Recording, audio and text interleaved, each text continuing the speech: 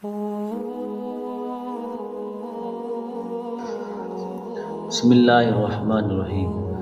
حضرت سیدنا ابو بکر صدیق رضی اللہ تعالیٰ عنہ، آپ کی ساری زندگی عبادت خدا بندی، اطاعت خدا بندی اور فرما برداری خدا بندی میں گزری۔ حضرت سیدنا ابو بکر صدیق رضی اللہ تعالیٰ، آپ کا اوڑھنا، بچھوڑنا، اٹھنا، بیٹھنا، ہر عمل جو تھا وہ رسول اللہ صلی اللہ علیہ وسلم کے اسوہ مبارکہ کے مطابق تھا۔ اور حضرت سیدنا ابو بکر صدیق رضی اللہ عنہ، آپ کے اندر عبادت کا جذبہ کوٹ کوٹ کے بھرا ہوا تھا۔ آپ کا ہر عمل جو ہے وہ عبادت تھا۔ آپ کا کوئی ایسا عمل جو ہے وہ خالی نہیں ہے عبادت سے۔ حضرت سیدنا ابو بکر صدیق رضی اللہ عنہ، آپ نے اپنے گھر کے اندر ایک سپیشلی مسجد بنوائی ہوئی تھی، جس کے اندر آپ اپنے رب کی عبادت کرتے تھے اور اپنے رب کا ذکر کرتے تھے، اپنے رب کو یاد کرتے تھے۔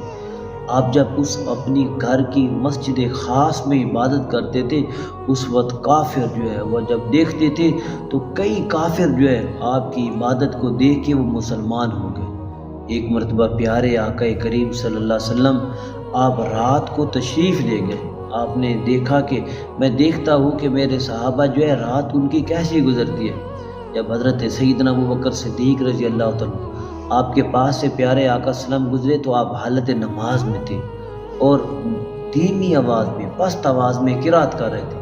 حضرت سیدنا عمر بن خطاب رضی اللہ تعالیٰ آپ کے پاس سے گزرے تو آپ زوردار آواز سے قرآن مجید پڑھ رہے تھے۔ پیارے آقا کریم صلی اللہ علیہ وسلم نے صبح حضرت سیدنا ابو بکر صدیق رضی اللہ تعالیٰ سے پوچھا، اے ابو بکر، میں رات کو گزرا تو عبادت کر رہا تھا، لیکن تو دھیمی آہستہ آواز میں کر رہا تھا، کیا وجہ ہے کہ تو بلند آواز سے کیوں نہیں کر رہا؟ حضرت سیدنا ابو بکر صدیق رضی اللہ تعالیٰ آپ نے عرض کیا، اللہ کے پیارے رسول صلی اللہ علیہ وسلم، میں جس رب کی عبادت کر رہا تھا وہ میرے دلوں کے حال سے بہتر جانتا ہے، اس لیے میں دھیمی آواز میں قرات کر رہا تھا کہ میرا رب جو ہے وہ پوشیدہ سینوں کے رازوں سے بھی واقف ہے۔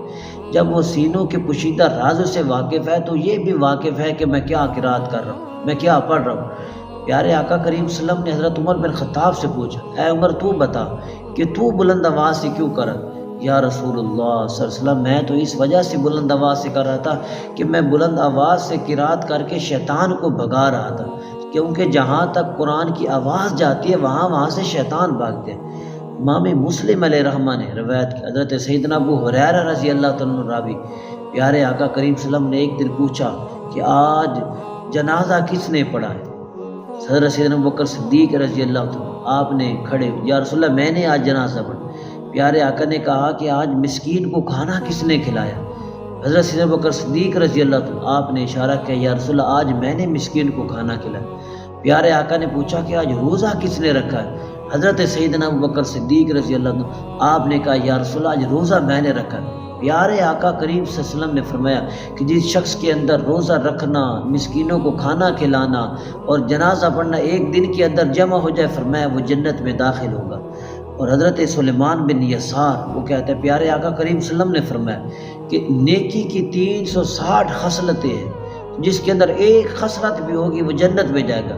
حضرت سیدنا ابو بکر صدیق رضی اللہ عنہ آپ نے عرض کیا، اللہ کے پیارے رسول، کوئی ایسا شخص بھی ہے جس کے اندر 360 کی 360 ہی خصلتیں پائی جائیں؟